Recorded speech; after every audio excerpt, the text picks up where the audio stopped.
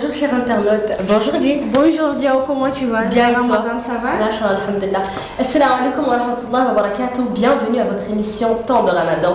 Nous allons dans cette émission explorer différents aspects de la spiritualité musulmane. Nous allons également aborder des sujets pratiques tels que la nutrition avec les conseils d'experts pour maintenir une alimentation saine et équilibrée tout en respectant le jeûne. Alors Diao, pour commencer, on vous présente Dr Hussein qui va nous exposer l'histoire du Ramadan et sa signification spirituelle. Assalamu alaikum wa rahmatullah. Je m'appelle Hussein Ibrahim Sow. Je suis le président de la commission formation et sensibilisation de l'association Mère de la Fraternité. C'est un grand plaisir de vous accueillir durant ce mois de Ramadan. En islam, les compagnons à l'époque, quand le mois de Ramadan était prescrit, ils divisaient l'année en deux. Les 6 premiers mois, ils demandaient à Allah subhanahu wa ta'ala de leur donner la possibilité de jeûner le mois de Ramadan. Et les 6 autres mois, ils prient Allah subhanahu wa ta'ala qu'il accepte leur jeûne du mois de Ramadan. C'est pour vous montrer l'historique et l'importance de ce mois béni. Aussi dans le Coran, Allah subhanahu wa ta'ala nous dit piliers de l'islam.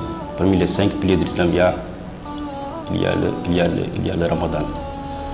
Donc sur ce mois qui est jeûné par tous les musulmans du monde, qui sont bien sûr matures, a beaucoup d'avantages. Donc chaque seconde que tu jeûnes durant le jour du mois de Ramadan, on t'inscrit des bonnes actions. Même quand tu dors, on t'inscrit des bonnes actions. Donc c'est pour vous montrer que ce mois béni et spirituel est une grande importance et a beaucoup de mérite pour les musulmans qui le jeûnent. D'où l'importance de cette ferveur. Vous voyez, quand arrive le mois de Ramadan, tout le monde est content, tout le monde est joyeux. Voilà, parce que aussi derrière, il y a l'esprit de partage qui existe. Il y a cette solidarité qui existe. Le mois de Ramadan, les riches vont sentir à un moment, disons, la souffrance ou bien la pauvreté que les autres musulmans n'ont pas. Et sur ce, ils partagent avec eux durant ce mois de Ramadan, la riftir, ce qu'on appelle l'iftar. Donc cela aussi a beaucoup de mérite, comme l'a enseigné le prophète sallallahu alayhi wa sallam, que toute personne qui donne une rupture de jeûne, ne serait-ce qu'une date, Allah va le prescrire, qu'il a fait rompre une personne, sans qu'on diminue du mérite de la personne aussi qui a jeûné. C'est pour ça que vous voyez, durant le mois de Ramadan, les gens organisent beaucoup d'activités de rupture, les gens s'évitent entre des amis, les gens partent dans les mosquées, les gens appellent les gens à venir manger. Pourquoi? Parce qu'ils veulent avoir cette récompense. Ici aussi, les gens donnent beaucoup de monde. Tu vois des gens qui prennent beaucoup d'argent, qui partent voir dans les quartiers pauvres, par exemple. Les gens qui n'ont rien, ils les amènent des dattes, ils les amènent de l'huile, des oignons, beaucoup de choses pour qu'ils puissent vraiment vivre un bon mois de Ramadan. Donc voilà, en gros, l'historique et l'aspect spirituel que renferme ce mois béni qui est le mois de Ramadan. Il y a aussi l'autre aspect aussi, pour finir, c'est surtout par rapport à l'être humain. Dieu a créé l'être humain, il est faible. Et pendant 12 mois, la personne, il mange matin, midi, soir. Et que durant ce mois-ci, le fait qu'il jeûne, donc il va avoir l'une des attributs des anges, qui est le fait qu'il ne mange pas. Et le fait qu'il ne mange pas durant la journée a beaucoup aussi d'avantages sur le plan de la santé. Beaucoup de gens qui étaient par exemple malades, quand ils jeûnent par exemple le mois de Ramadan, à la fin, ils retrouvent leur santé humaine. Donc voilà, je vous remercie et je vous dis, je souhaite un bon Ramadan. Sans plus tarder, nous allons aller voir Ndeye Fatou Dieng qui nous a fait un récit sur le Ramadan, sa manière de jeûner, ses difficultés et surtout ce qu'elle aime le plus dans ce mois béni. Assalamu alaikum wa rahmatullah. Moi c'est Ndeye Fatou Omar, je suis journaliste. Je suis aussi mère de famille et comme tout musulman, j'observe aussi le jeûne. Donc le mois de Ramadan, alhamdulillah, c'est un mois béni, rempli de bienfaits. Et qu'avec le Ramadan aussi, ça dit quand on observe le jeûne, vraiment on se sent bien, on se sent mieux. Parce qu'il y a beaucoup de choses qu'on sent quand on n'est pas dans le mois de Ramadan, par exemple comme les estomacs, les problèmes gastriques. Mais avec le Ramadan, on voit que si ça ne disparaît pas, ça diminue. Parce que le mois de Ramadan, on mange moins. Donc on fait aussi le maximum pour manger équilibré. Et tout ça, ça a des répercussions sur notre santé, puisque même le Ramadan, comme avait dit le prophète sallallahu alayhi wa sallam, donc jeûner pour avoir une meilleure santé. Et comme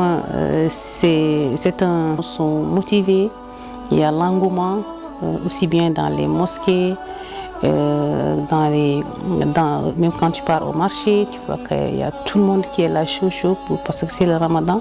Mais au fur et à mesure, on voit que cet engouement-là diminue. Il y a moins de gens qui jeûnent, il y a moins de gens qui fréquentent les mosquées. Mais je pense que pour apporter une solution à cela, c'est que chacun doit se demander pourquoi je jeûne.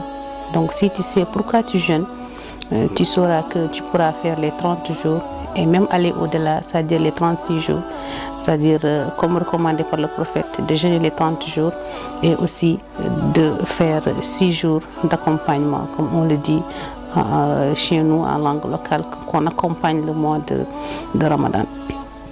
Donc pour cela, il faut savoir que c'est de l'adoration et que quand on jeûne, c'est pour soi et que la récompense divine, elle est vraiment énorme et que si on a ça en tête, je pense qu'on peut continuer à faire. Même chez moi, donc il faut penser aussi à nos voisins aussi peut-être qui n'ont pas les moyens de manger à leur faim.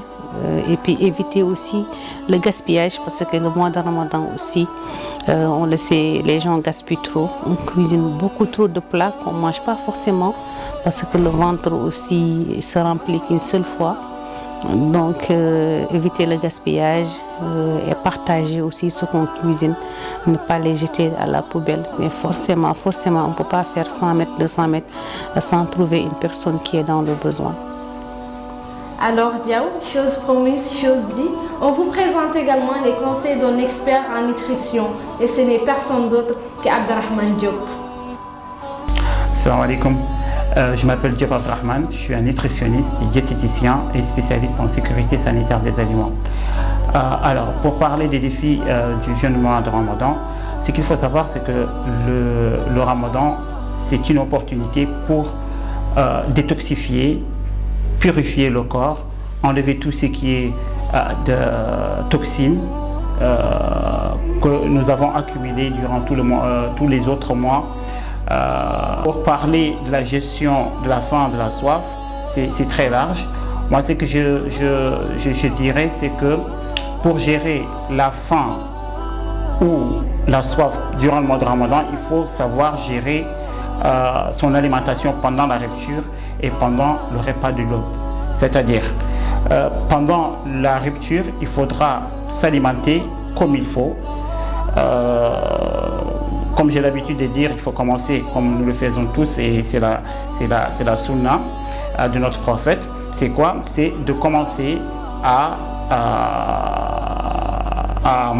manger quelques dates, boire 2 à 3 gorgées d'eau, et après, nous, comme nous sommes des Mauritaniens, disons, nous sommes des Africains, faut prendre en produits alimentaires, comme par exemple les soupes, ou bien les bouillies comme le karao ou le riz. Donc ça lubrifie un peu l'estomac et ça aide à accueillir les autres produits alimentaires qui vont venir après, notamment le plat principal.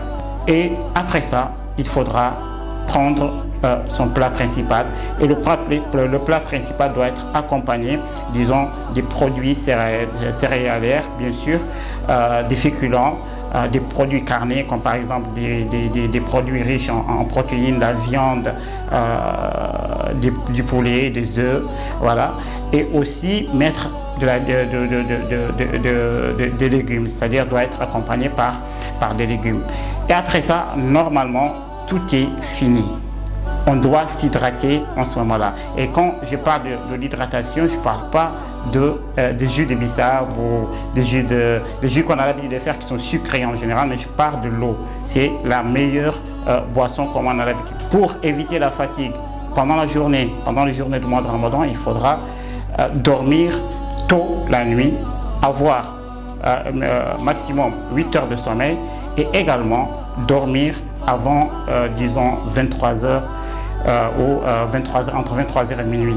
Voilà, comme ça, la personne pourra se réveiller pour le repas du lobe qui est le soir. Donc, le cabinet conseiller en nutrition reste à votre disposition pour tout conseil ou pour vous accompagner pour une bonne alimentation. Vous pouvez nous contacter sur notre page Facebook Nutri Conseiller ou sur toutes les plateformes sociaux, ou nous contacter sur téléphone sur 49 16 40 95.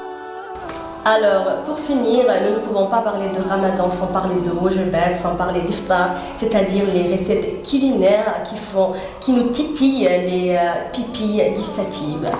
Voilà, regardons les recettes culinaires.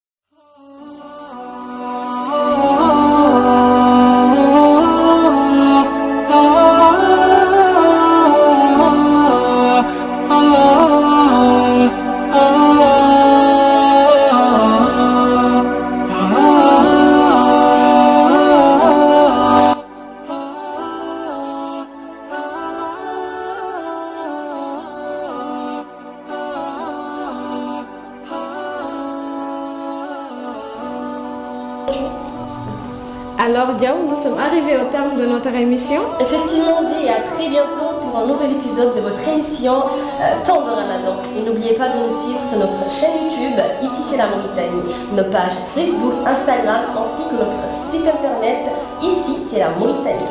تقبل الله صيامنا وصيامكم وضاعف لنا الأجر في أمان الله. Merci de nous avoir suivis. À très bientôt.